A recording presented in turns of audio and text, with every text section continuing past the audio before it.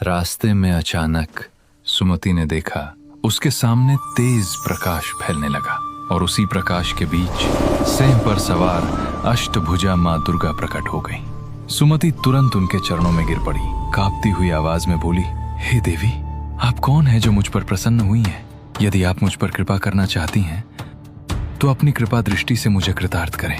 तभी मां दुर्गा ने कहा, हे पुत्री सुमति, डरो मत, मैं तुमसे प्रसन्न हूँ। मैं ही आदि शक्ति हूँ, मैं ही काली, लक्ष्मी और सरस्वती हूँ। जिस देवी की तुम बचपन से पूजा करती आई हो, मैं वही हूँ। तुम्हारी भक्ति और तुम्हारे पूर्व जन्म के पुण्य से प्रसन्न होकर मैं तुम्हारे सामने प्रकट हुई हूँ और अब मैं तुम्हें तुम्हारे पूर्व जन्म का रहस्य बताती हूँ। सुनो सुमति, पूर्व जन्म में तुम एक भील स्त्री थी और तुम्हारे पति का नाम था निषाद। एक दिन तुम्हारे पति ने चोरी कर ली, जिसके कारण तुम दोनों को पकड़कर कारागार में बंद कर दिया गया।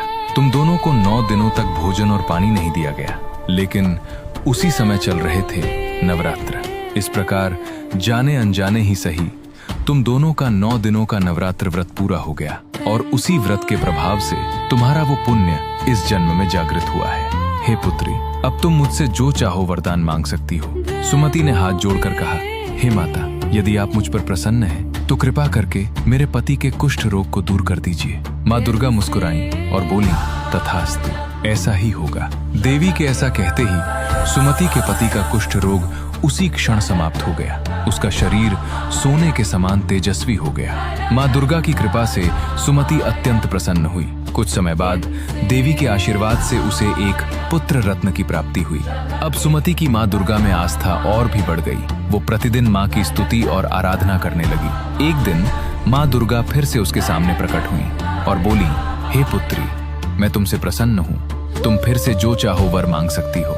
सुमति ने विनम्रता से कहा, हे माता, आपने मेरी सभी दुखों को दूर कर दिया है। यदि अब आप मुझे कुछ देना ही चाहती हैं तो कृपा करके मुझे नवरात्र व्रत की सही विधि बताइए, जिसके प्रभाव से आप मुझ पर प्रसन्न हुई।